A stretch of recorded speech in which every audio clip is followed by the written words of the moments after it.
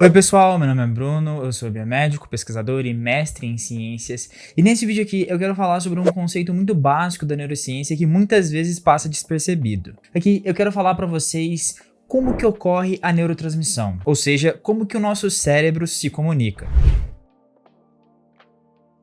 A primeira pergunta que surge é: o que é neurotransmissão? A neurotransmissão pode ser descrita de muitas maneiras, em termos anatômicos, do ponto de vista químico ou eletricamente. A base anatômica da neurotransmissão é constituída pelos neurônios e as conexões entre eles, o que chamamos de sinapses. Essas sinapses não são muito diferentes dos milhões de fios telefônicos reunidos dentro de milhares e milhares de cabos que tem nas grandes capitais. Assim, o cérebro, em seu enfoque anatômico, é basicamente um grande emaranhado complexo de fios telefônicos que vão ter a capacidade de passar informação de um lado para o outro, assim como acontece nas grandes capitais. É importante destacar que essas sinapses podem surgir em partes diferentes do neurônio, tendo, por exemplo, as sinapses axodendríticas, que acontecem entre um axônio de neurônio e um dendrito, as axoaxônicas, que acontecem entre dois axônios de neurônios, e as axossomáticas, que vão acontecer entre um axônio e o corpo do neurônio, o soma. Além disso, também é importante destacar que existem alguns elementos que vão diferenciar entre a parte pré-sináptica e pós-sináptica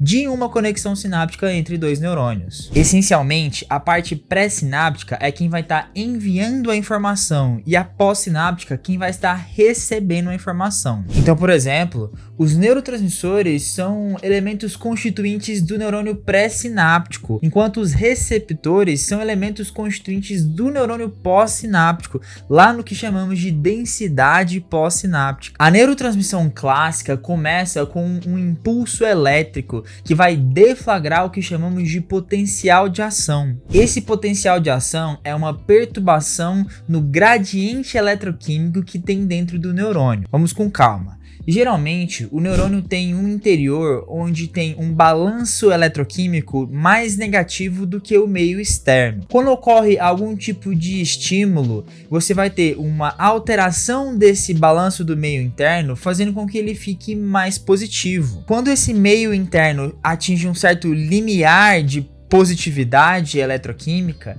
deflagra-se o potencial de ação, onde vai ocorrer a abertura de proteínas que chamamos de canais de sódio voltagem dependente. São literalmente proteínas que formam poros dentro da membrana e que têm a capacidade de deixar entrar o íon sódio para dentro do neurônio. Uma vez que vários canais de sódio estão abertos, ocorre o aumento excessivo da concentração, da quantidade de sódio dentro do neurônio, e isso por si só vai promover o que chamamos de despolarização, ou seja, o neurônio vai parar de ficar tão negativo e começar a ficar mais positivo, parecido com o que acontecia no meio externo. Esse potencial de ação percorre por toda a membrana do neurônio até chegar no terminal axônico ou terminal axonal. Lá nesse terminal nós vamos ter várias vesículas sinápticas que contêm neurotransmissores, que são moléculas químicas capazes de se ligar aos receptores pós-sinápticos e promover a passagem de informação de um neurônio para o outro. Uma vez que esse potencial de ação chega nesse terminal axônico, você tem a atividade de um outro canal chamado de canal de cálcio voltagem dependente,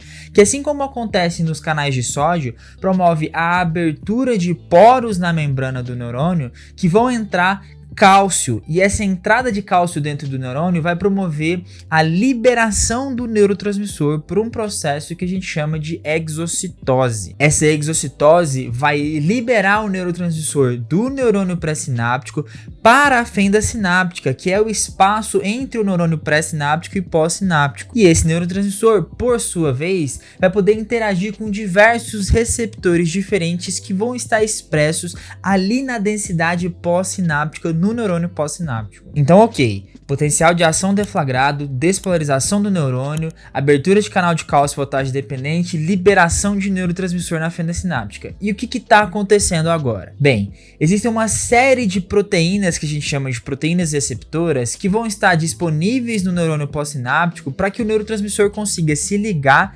mais ou menos no modelo chave-fechadura. E a abertura dessas diferentes portas, que seriam esses receptores, vão promover a estimulação ou inibição da atividade do neurônio pós-sináptico. Todo neurotransmissor tem seus tipos de receptores específicos, então nós vamos ter receptores dopaminérgicos de dopamina, glutamatérgicos de glutamato, serotoninérgicos de serotonina e por assim em diante, conforme a gente vai descobrindo mais o funcionamento desses receptores para cada tipo de neurotransmissão. O importante de destacar é que, em geral, esses receptores vão promover dois tipos de alterações. Ou eles vão permitir a entrada e saída de íons, ou eles vão promover alterações do metabolismo neuronal que vão alterar tanto o funcionamento de certas proteínas de certos canais, como também promover o aumento ou diminuição da concentração de alguns íons intracelular, fazendo com que haja a resposta de estimulação ou inibição da atividade do neurônio. Bem, essencialmente a grande diferença é que um tipo de receptor, aquele que vai promover a entrada e saída de íons, vai ter uma resposta mais rápida do que o outro tipo de receptor, que vai lidar ali com cascatas de transdução de sinal de segundos mensageiros intracelulares. Mas como tudo no nosso cérebro é bastante complexo, não existe apenas a neurotransmissão clássica. Na verdade, hoje a gente sabe que também existe uma neurotransmissão chamada de neurotransmissão retrógrada, onde ao invés de você ter a informação passando do neurônio pré-sináptico para o pós-sináptico, o neurônio pós-sináptico vai estar informando, vai estar passando informação